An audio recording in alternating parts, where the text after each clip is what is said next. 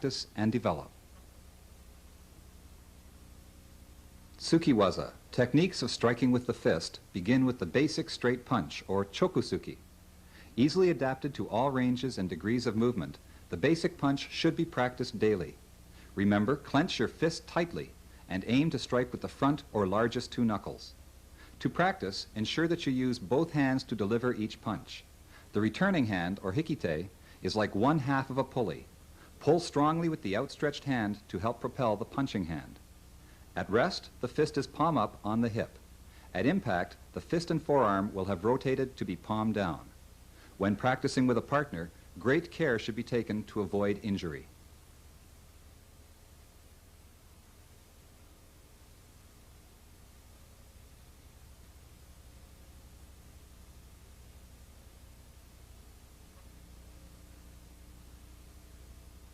We will begin our study of blocking techniques, ukewaza, with Jodan Agi-Uke, high-level rising block, or overhead block. To protect the face, deflect the attack up and over your head. You will strike your opponent's forearm with the outside or little finger side of your wrist, with your arm angled above and in front of your forehead. To practice, use two hands by pulling the outstretched arm to the inside of the blocking arm, and then to the hip. Alternate both arms evenly. Work with a partner progressively. As you become more proficient, increase your speed.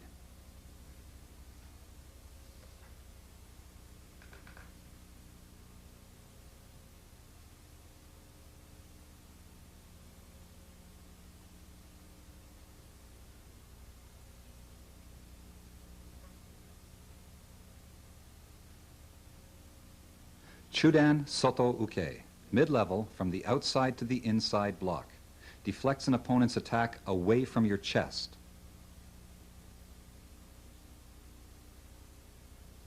As in all techniques, practice the action as shown. Large motions become smaller with repetition. Do not neglect to lift your arm. The dropping motion, or closing of the armpit, adds great force to the block.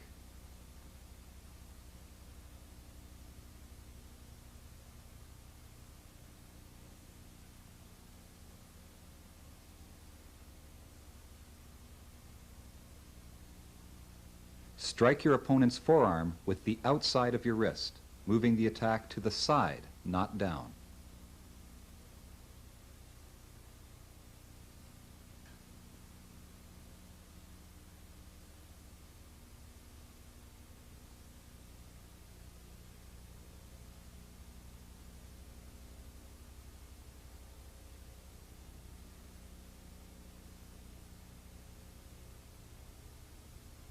Chudan Uchi-Uke, mid-level from the inside to the outside block, can be likened to drawing a sword from the opposite hip.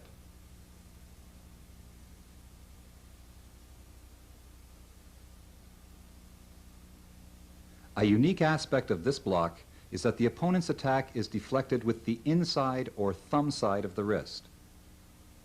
As in most blocks, the intent is to deflect by hitting, not pushing, the attacker's arm. Relax your blocking arm for faster motion and tense it with a snapping action at the moment of impact. Be certain the attack is fully deflected, past any contact with your body, including the arm and shoulder.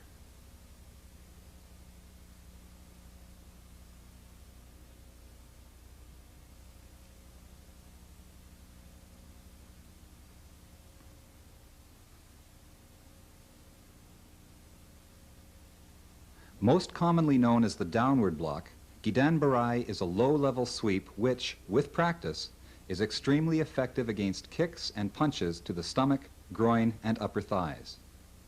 Since deflecting a powerful kick calls for a powerful block, practice the full range of motion as demonstrated by Shihan Okuyama, with vigor. Strike the opponent's limb sharply with the outside wrist, knocking it sideways rather than down. Caution, do not lean forward. As in all blocks, the farther away you attempt to block, the smaller the area you can actually defend. Do not overreach.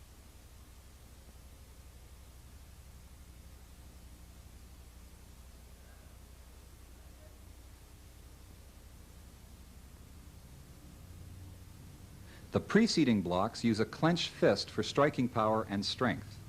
The knife hand block, Shuto relies on a stiffened open hand to slice the air for speed. For practice, bring the blocking hand to the opposite ear, palm turned in. Pull the outstretched leading arm sharply to rest palm up in the middle of your chest.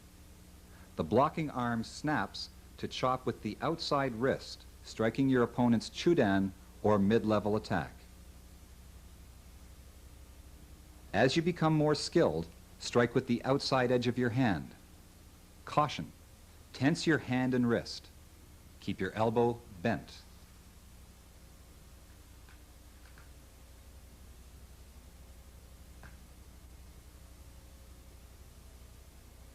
An example of osayuke, or pressing block, the open-handed action you see works sideways at high or mid-level and downwards at low level. It involves deflecting an attack with the palm or side edge of the hand. You will encounter this action when we study Heian Nidan and Godan Kata.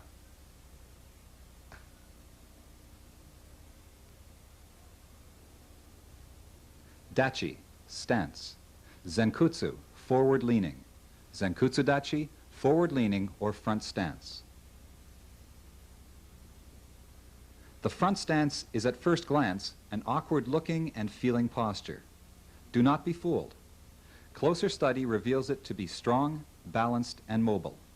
It provides a stable platform for self-defense. Measure the width between your shoulders. The front stance is 2 shoulder widths long by 1 wide. Practice your sizing with the exercise as demonstrated by Shihan Okuyama. Start with your feet together. Slide one leg forward and slightly outward. Keep the heel of the back foot firmly on the ground. Project 75% of your weight onto the front leg.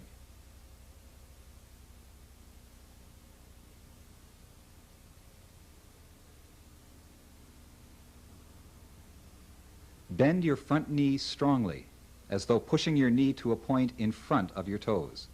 Do not lean forward. Rather, try to sink into the stance with your back straight.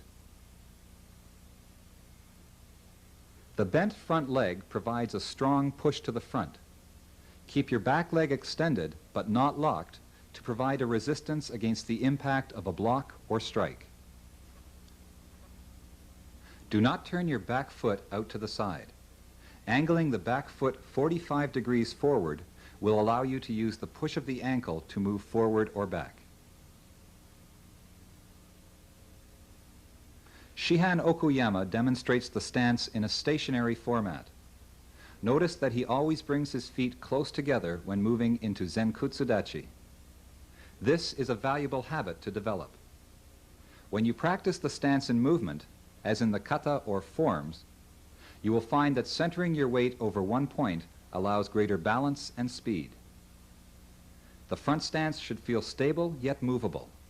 You should be able to move rapidly forward and back, to resist an oncoming attack with powerful blocks, kicks, and strikes, and to keep your balance at all times. Keep your back straight and your legs relaxed.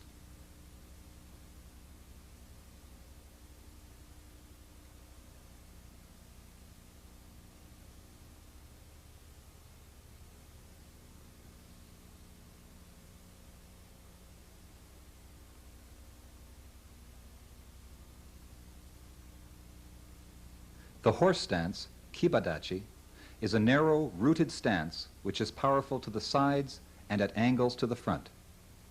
Common to most martial arts, it is the central balance position, with the weight evenly distributed over both legs.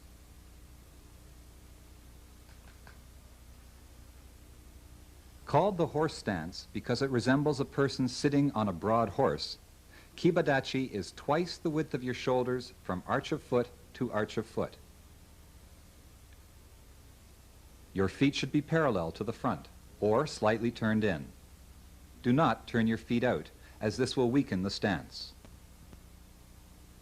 Flex your knees, and gripping the floor with your toes, force them outwards. Tighten your buttocks, tilt your pelvis up, and straighten your back.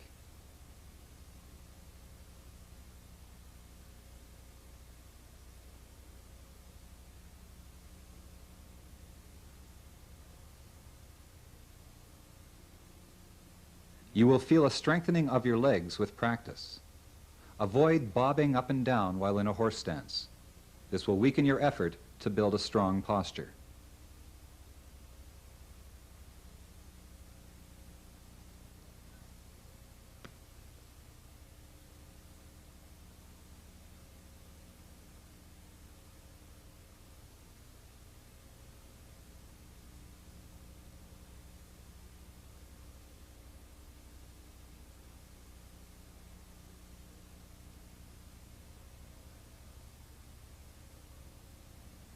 The third major stance, Kokutsu Dachi, or back stance, allows you to close in with an opponent while keeping your face and body back from direct attack. A narrow stance, Kokutsu Dachi resembles an extended L in that the leading foot, or front foot, aims directly forward, while the back foot aims out at 90 degrees. The back leg is positioned so that the knee pushes out over the foot.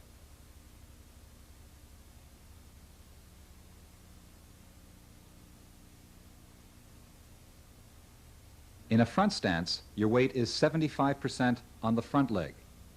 In a horse stance, your weight is evenly distributed over both legs. In a back stance, your weight is 75% on the back leg, with the front leg slightly flexed to provide a backward push.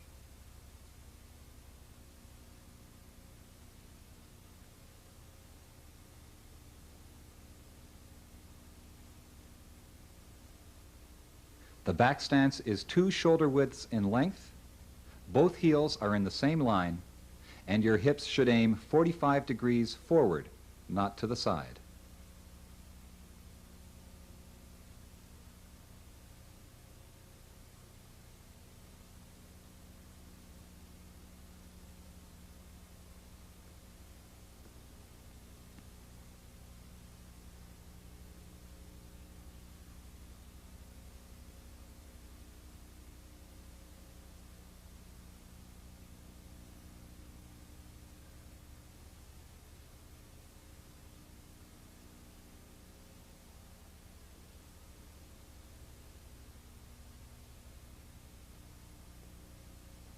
We will now study combining stances with the techniques we practiced earlier.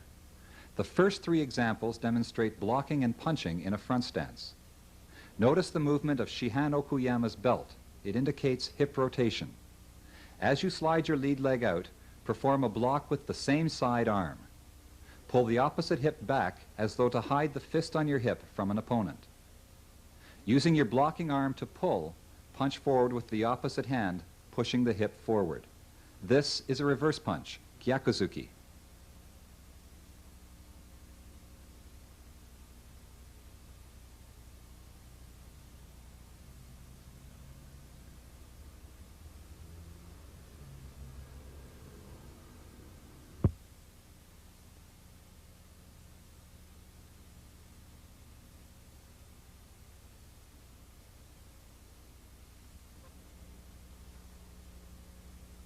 The relationship between horse stance and front stance is demonstrated in the next 3 examples.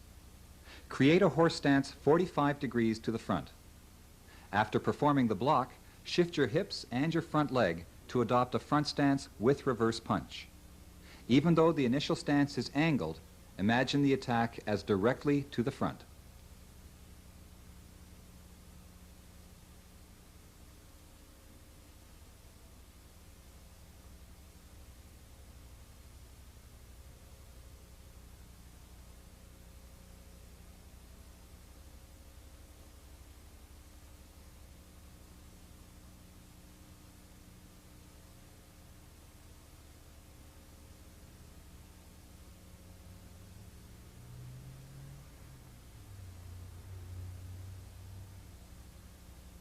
A similar exercise involves adopting a horse stance to the side, shifting to a front stance with a block, and countering with a reverse punch. Shihan Okuyama clearly demonstrates hip rotation, which provides a pulling away of the intended target while winding up for a powerful counter.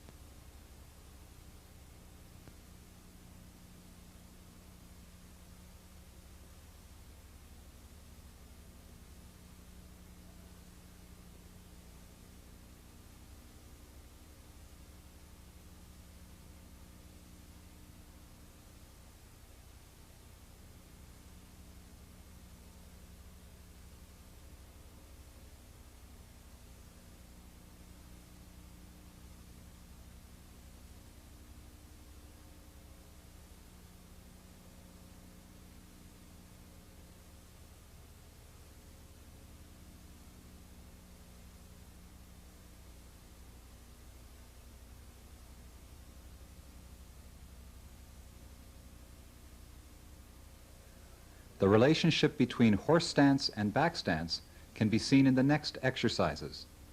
Notice that from an evenly balanced position, Shihan is able to push himself away from an anticipated attack. As you shift from horse stance to back stance, remember to let your feet shift with you, so that the foot closest to the opponent aims at the opponent.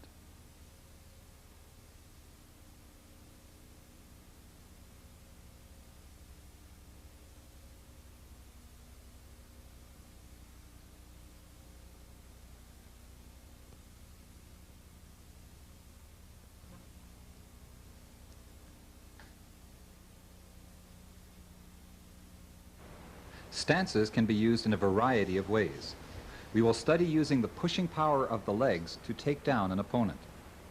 In our first example, use an angled horse stance to evade an attack while sliding your lead leg behind your opponent's lead leg. Push the opponent over the braced leg, take down, and finish with a strong reverse punch.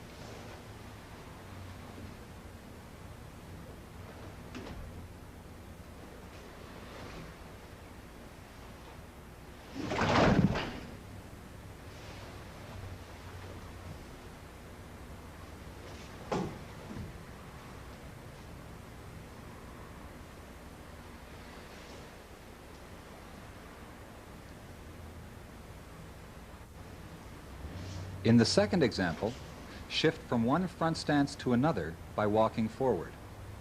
Evade an attack by bringing your front leg behind your opponent's front leg. As you walk forward on an angle, pull your opponent over your stiffened back leg and finish with a reverse punch.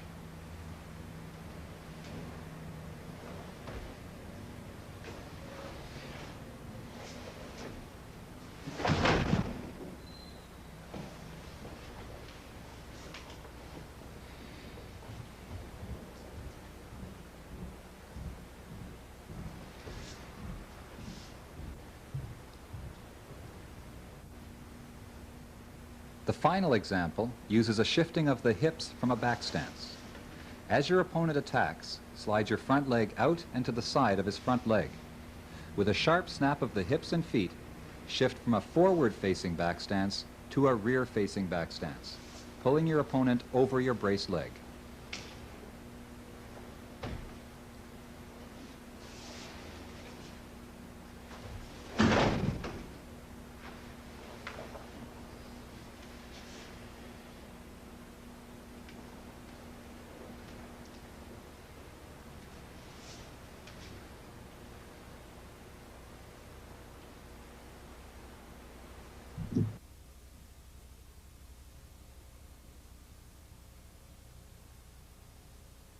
We will begin our study of kicking techniques, or keriwaza, with the front snap kick, Mai Geri Keage. The most basic of karate kicks, the front snap deserves constant and daily practice. As Shihan Okuyama demonstrates, it may help to use a chair for balance as you begin to develop this weapon. Begin in a front stance. Strongly thrust your knee up and to the front. The lower half of the kicking leg should be flexed to provide a spring-like effect. Strike with the ball of the foot by curling your toes up.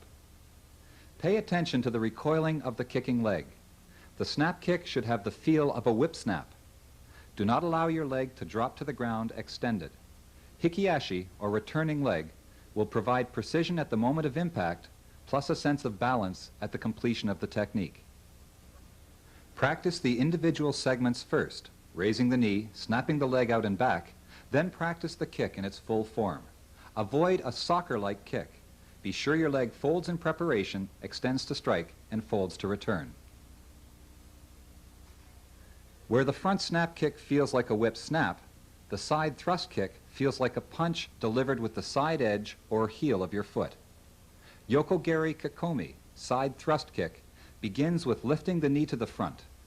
Keeping the leg fully flexed, turn it over so that the heel aims to the side, and push it strongly out. To simulate impact, hold it extended for a moment, then bring it back along the same route.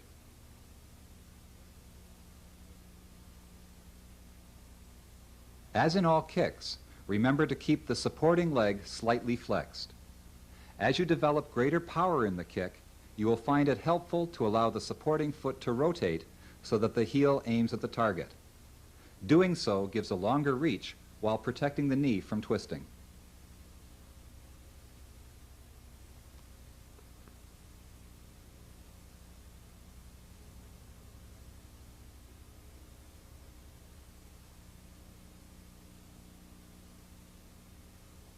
Yokogeri Keage, side snap kick, combines the whipping action of the front snap with the targeting of the side thrust.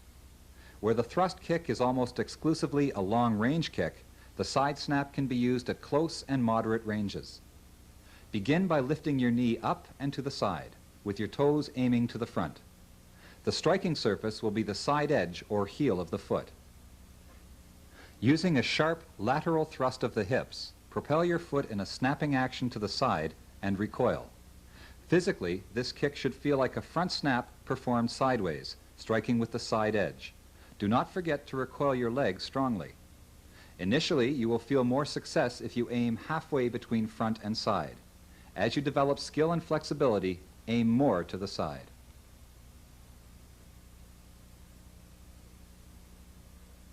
Mikazuki Geri, or crescent kick, is an angular front kick which strikes horizontally with the ball or palm of the foot.